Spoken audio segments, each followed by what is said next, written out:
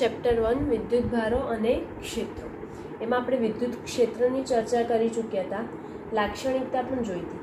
પરંતુ જેવી રીતે વિદ્યુત ભાર જે છે તે કોઈ પણ એક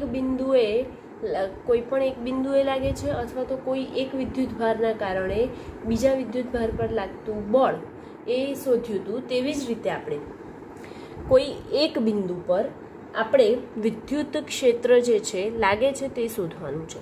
તો એનો મતલબ એ થયો કે મારી પાસે ઘણા બધા વિદ્યુત ભારો છે. ધારો કે મારી પાસે n બિંદુવત વિદ્યુત ભારો છે. એ બિંદુવત વિદ્યુત ભારોના કારણે કોઈ એક બિંદુ પર વિદ્યુત ક્ષેત્ર લાગતું હોય તેના માટેનું સૂત્ર. આમ તો આપણે જાણીએ છીએ વિદ્યુત ક્ષેત્રનું સૂત્ર શું છે, તો E બરાબર KQ/R² છે. ઓકે, તો એવી જ રીતે મારી પાસે મેં ધારો કે અહીંયા આકૃતિમાં બતાવ્યા પ્રમાણે મેં કોઈ 4 વિદ્યુત ભાર લીધા છે. ઓકે, તો એ જે 4 વિદ્યુત ભાર લીધા Q1, Q2, Q3 અને Q4. હવે આ ચારેય વિદ્યુત ભારના લીધે કોઈ એક બિંદુ પર વિદ્યુત ક્ષેત્ર લાગે છે. તો જે વિદ્યુત ક્ષેત્ર લાગે છે એ P બિંદુ પર હું ધારી લઉં છું અહીંયા કે P બિંદુ પર વિદ્યુત ક્ષેત્ર લાગે છે.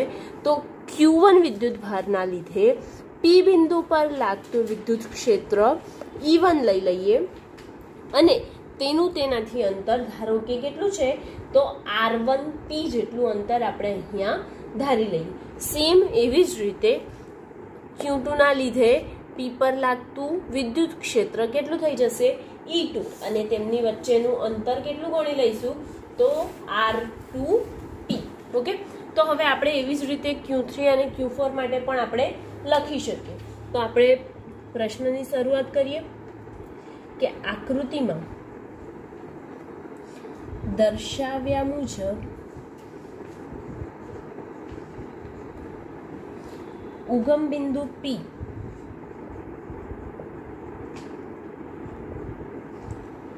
ની સાપેક્ષે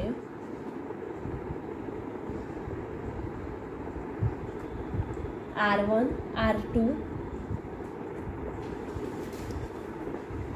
R3 એવા ગમે તેટલા વિદ્યુત ભાર હોઈ શકે, એટલે કે ગમે તેટલા અંતરે એના સ્થાન સદિશો ધરાવતા હોય એના અનુક્રમે વિદ્યુત ભારો સ્થાન સદિશો ધરાવતા અનુક્રમે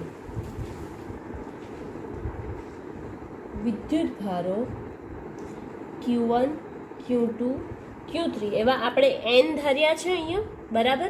તો આપણે કેટલા લઈશું, Q1, Q2, Q3 up to dash dash dash જેટલા વિદ્યુત ભાર છે.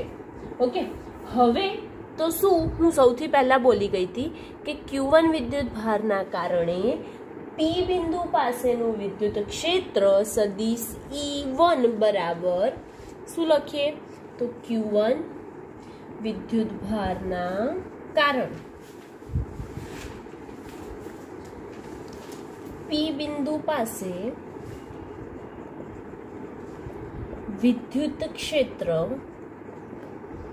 સદિશ E1 બરાબર શું થઈ જશે, આપણે ઓરિજિનલ સૂત્ર લખતા હતા KQ/R², પરંતુ આપણી પાસે Q1 છે માટે લખીશું KQ1, અને એમની વચ્ચેનું અંતર કેટલું કીધું હતું, તો R1P કીધું હતું, બરાબર ને. તો R1P નો વર્ગ, અને અહીંયા સદિશ દર્શાવ્યો છે માટે અહીંયા પણ આપણે શું લખીશું, સદિશ R1P. તેવી જ રીતે Q2 વિદ્યુત ભાર ના કારણે P બિંદુ પાસે વિદ્યુત ક્ષેત્ર શું લખીશું, તો E2, બરાબર. E2 બરાબર KQ2/R2P², એકમ સદિશ શું લખશો, R2P, બરાબર. એવી જ રીતે તમારી પાસે ઘણા બધા વિદ્યુત ભાર હશે તો એ બધા વિદ્યુત ભાર માટે તમે આ જ રીતે લખી શકો છો. આમ એના પરથી કહી શકાય કે Q3, Q4 up to Qn વિદ્યુત ભારના લીધે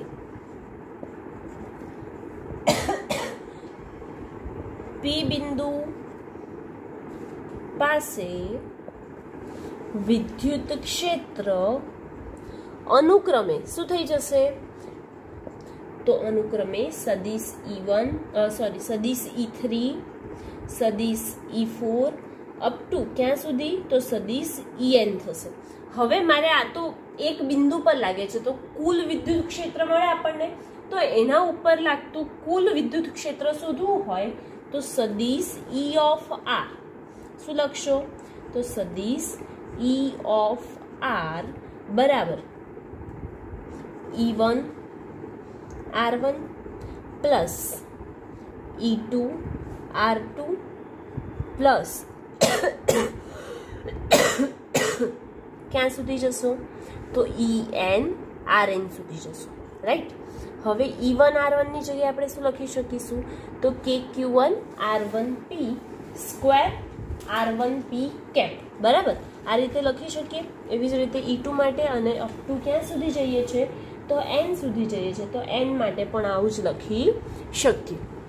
તો લખીએ આપણે સૌથી પહેલા KQ1 અપોન R1P સ્ક્વેર એકમ સદિશ R1P વત્તા KQ2 અપોન R2P સ્ક્વેર એકમ સદિશ R2P અપ ટુ ક્યાં સુધી જવાનું છે? N સુધી, તો KQN અપોન RNP સ્ક્વેર એકમ સદિશ RNP, રાઈટ. તો આપણને કુલ વિદ્યુત ક્ષેત્ર આ રીતે મળી ગયું. ઓકે, હવે કુલ વિદ્યુત ક્ષેત્ર મળ્યું તો આટલું બધું એકસાથે લખવું પોસિબલ નથી. તો આપણે એની જગ્યાએ શું, જેવી રીતે વિદ્યુત ભાર માટે આપણે સમેશન બતાવ્યું હતું, સિગ્મા કરીને બતાવ્યું હતું, તેવી જ રીતે આના માટે પણ આપણે સિગ્મા કરીને બતાવી શકીએ. તો સિગ્મા કરીને લખીએ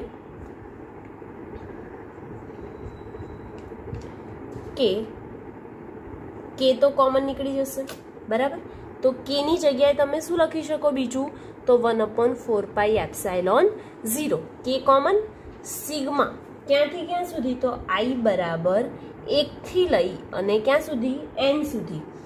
QI ક્યુ છે માટે QI અપોન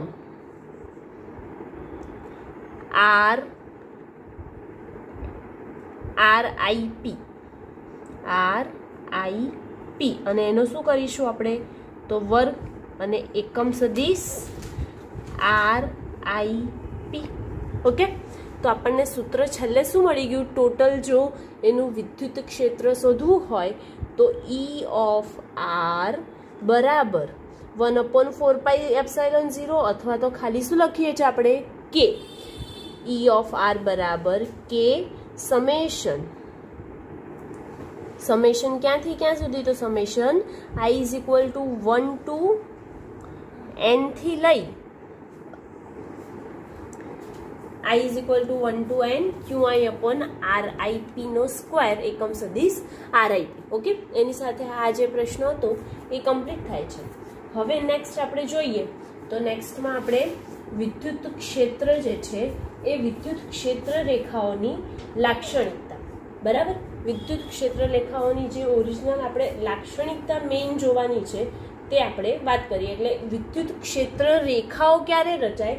તો એ ક્ષેત્ર રેખાની આપણને લાક્ષણિકતા મળશે. ઓકે, વિદ્યુત ક્ષેત્ર રેખાઓ. તો હવે વિદ્યુત ક્ષેત્ર રેખા શું છે એ આપણે જાણવું જરૂરી છે, બરાબર.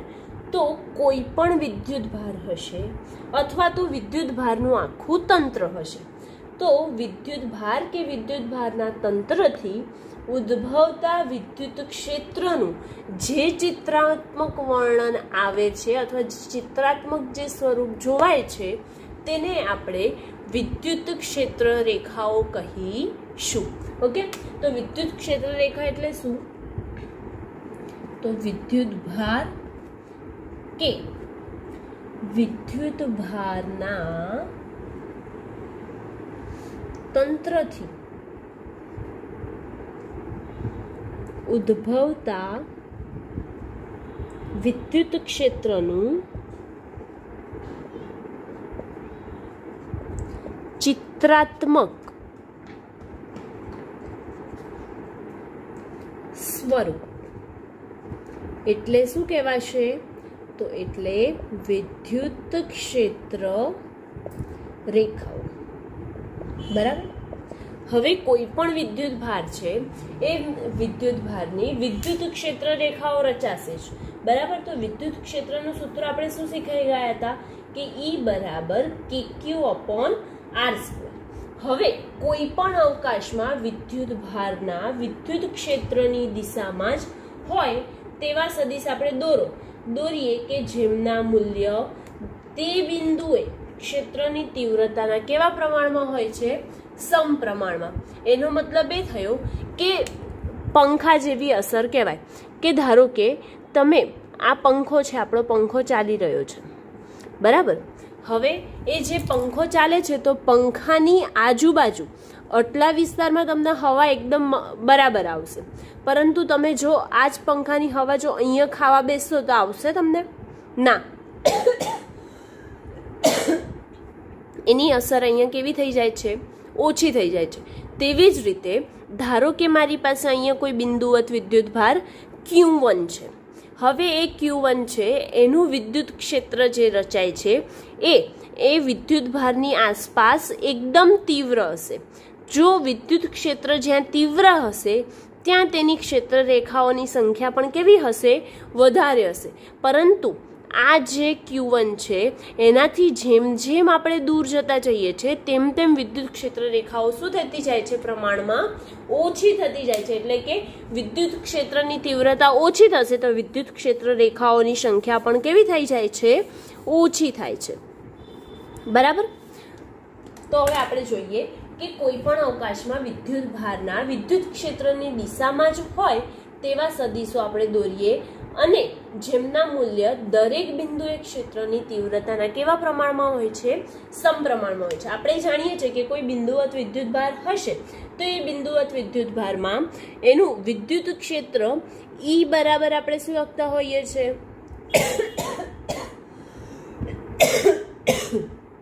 E બરાબર આપણે લખતા હોઈએ છીએ kq/r². રાઈટ. તો હવે kq/r² છે તો વિદ્યુત ભારથી જેમ જેમ દૂર જઈએ છે, આ મારો કોઈ બિંદુવત વિદ્યુત ભાર છે. ઓકે. એ ધન વિદ્યુત ભાર ધારી લઉં છું. તો એ ધન વિદ્યુત ભાર હોય તો ક્ષેત્ર જે વિદ્યુત ક્ષેત્ર છે ક્યાં હોય? બહાર જતી દિશામાં કે અંદર આવતી દિશામાં? આ આપણે જોઈ ગયા છે વિદ્યુત ક્ષેત્રની લાક્ષણિકતામાં. તો એ વખતે વિદ્યુત ક્ષેત્ર બહાર જતી દિશામાં હોય છે. બરાબર. તો જેમ જેમ આપણે આગળ જતા જઈશું તેમ તેમ ક્ષેત્ર કેવું થતું જાય છે? ઓછું થતું જાય છે. આ રીતે કંઈક. તેવી જ રીતે અહીંયા હશે. એટલે કે વિદ્યુત ભાર જ્યાં છે ત્યાં વધારે અને જેમ જેમ બહાર જઈએ છે તેમ તેમ શું થતી જાય છે? ઓછી થતી જાય છે. તેવી જ રીતે આ બાજુ. ઓકે. એવી જ રીતે આ બાજુ પણ આપણે જોઈ શકીએ કે અહીંયા વધારે હશે, પછી બહાર જતાં જતાં ધીરે ધીરે શું થઈ જાય છે? ઓછી થઈ જાય છે. સેમ આવું જ ઋણ વિદ્યુત ભાર માટે થશે. પરંતુ ઋણ વિદ્યુત ભાર માટે જે થાય છે તેમાં વિદ્યુત ક્ષેત્ર રેખાઓ જે છે અથવા તો વિદ્યુત ક્ષેત્ર છે એ ક્યાં હોય છે? તો વિદ્યુત ભાર તરફ આવતી દિશામાં. એટલે કે આ રીતે કંઈક.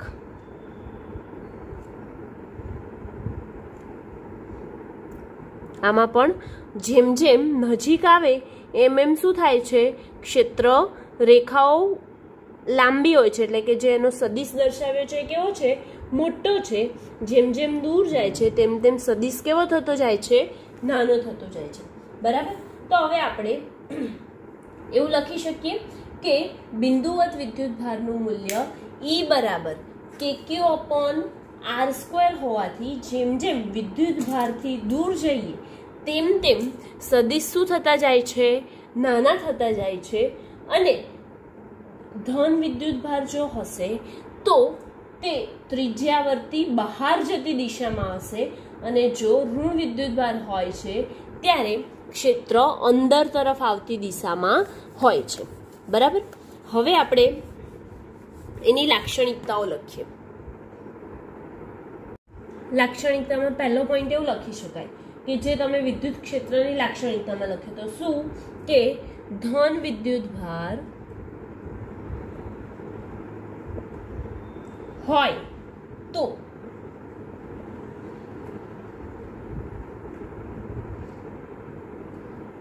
વિદ્યુત ક્ષેત્ર રેખાઓ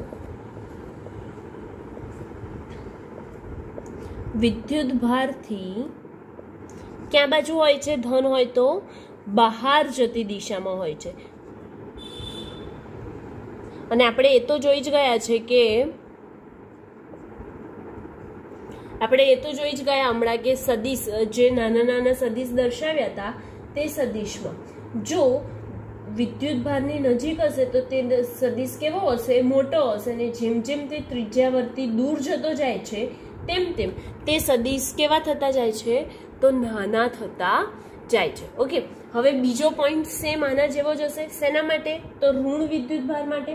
તો ઋણ વિદ્યુત ભાર હોય તો વિદ્યુત ક્ષેત્ર રેખાઓ વિદ્યુત ભાર તરફ આવતી દિશામાં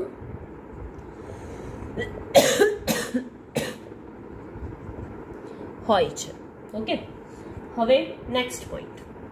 તો નેક્સ્ટ પોઈન્ટમાં આપણે એવું કહી શકીએ કે વિદ્યુત ભારની નજીક વિદ્યુત ક્ષેત્ર પ્રબળ હોય છે.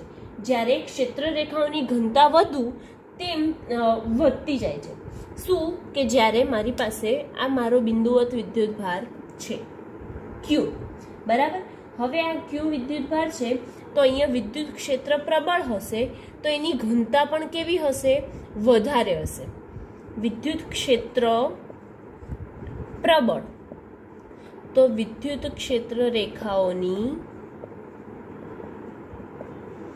ઘનતા વધુ હશે. કેવી રીતે વધુ? તો અહીંથી જાય, અહીંથી જાય, અહીંથી જાય, અહીંથી જાય, અહીંથી જાય. તો અહીંયા આપણે જોઈ શકીએ છીએ કે અહીં ગીચો ગીચ છે.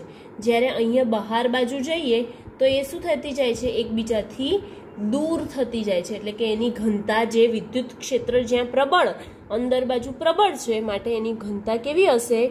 વધારે હશે. એવી જ રીતે જેમ જેમ દૂર જતું જાય છે તેમ તેમ તેનું વિદ્યુત ક્ષેત્ર કેવું થતું જાય છે? નબળું થતું જાય છે. માટે તેની ઘનતા એટલે કે એની ગીચતા કેવી થાય છે? ઓછી થતી જાય છે, જે આપણે આકૃતિમાં જ જોવાઈ રહ્યું છે, બરાબર. હવે નેક્સ્ટ પોઈન્ટ શું છે? વિદ્યુત ક્ષેત્રની લાક્ષણિકતાનો આપણે લખીએ કે વિદ્યુત ક્ષેત્ર રેખાઓ છે તે હંમેશા બહાર તરફ અથવા અંદર તરફ આવતી દિશામાં છે. એ ક્યારેય બંધ ગાળો રચતી નથી. જોવાય છે કે આખી આમ બંધ થઈ જાય એવું થાય છે? ના, એવું થતું નથી. એટલે કે આપણે કહી શકીએ કે વિદ્યુત ક્ષેત્ર રેખાઓ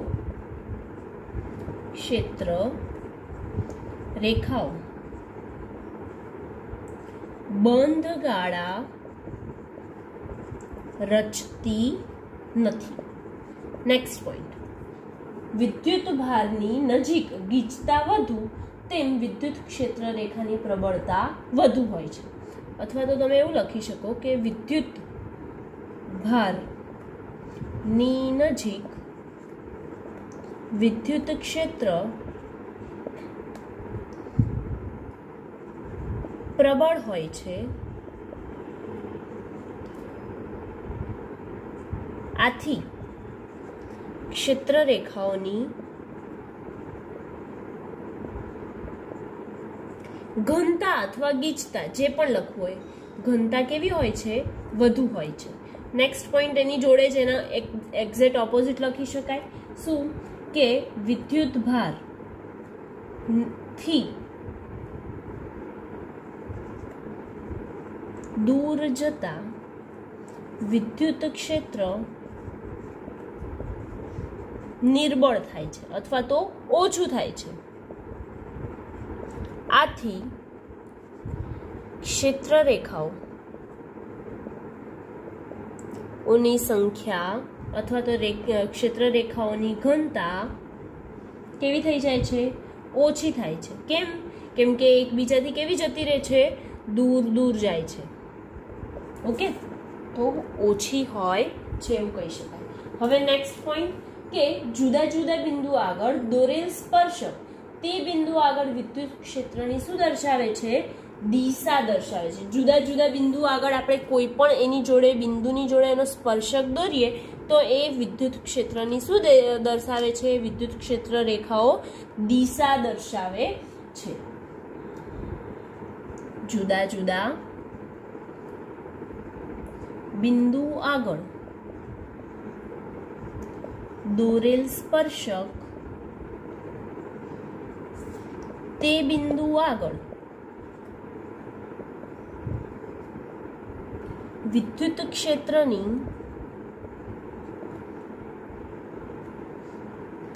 દિશા દર્શાવે છે. બરાબર. નેક્સ્ટ પોઈન્ટ એનામાં છે કે બે વિદ્યુત ક્ષેત્ર રેખાઓ ક્યારે પણ એકબીજાને છેદતી નથી. બે વિદ્યુત ક્ષેત્ર રેખાઓ એકબીજાને છેદતી નથી. આ શું થઈ ગયું? તો આ જે અહીંયાથી આ પોઈન્ટ છે ફર્સ્ટ પોઈન્ટ, ત્યાંથી લઈ અને અહીં સુધીની આ બધી એની શું છે? તો એની લાક્ષણિકતા છે. ઓકે, વિદ્યુત ક્ષેત્ર રેખાઓની લાક્ષણિકતા. હવે જો ક્ષેત્ર રેખાઓનું ક્ષેત્રફળની જોડે જે ઘનકોણ બનાવે એના ઉપરથી જોઈએ તો ધારો કે મારી પાસે કોઈ એક બિંદુ છે. બરાબર. એ બિંદુનું હું નામ લઈ લઉં. ધારો કે મારી પાસે ઓ બિંદુ છે. અહીં મારી પાસે ઓ બિંદુ છે. ઓકે, હવે એ ઓ બિંદુથી આગળ જઈએ એમ એની વિદ્યુત ક્ષેત્ર રેખાઓ આ રીતે વધતી જાય છે. આ રીતે એની વિદ્યુત ક્ષેત્ર રેખાઓ છે. બરાબર. તો આ જે છે ઓ બિંદુ આગળ મારી પાસે કોઈ એક બિંદુવત વિદ્યુત ભાર ક્યુ છે. હવે આ બિંદુવત વિદ્યુત ભાર મારી પાસે જે ક્યુ છે તો એમાં હું જોઈ શકું છું કે મારી પાસે એક નાનો આડછેદ લઉં છું. બરાબર.